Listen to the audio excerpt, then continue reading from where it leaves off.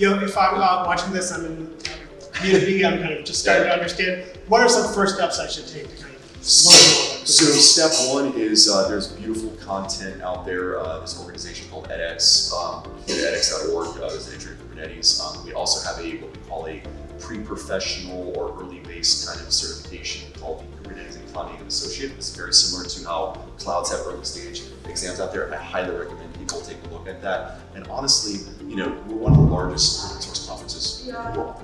We're doing KubeCon in Detroit in October. I highly recommend people come up and kind of see what this is all about. It's one of the most welcoming communities out there as far as I know. So yeah, take a look at a lot of our training out there and free material available and kind of get you started.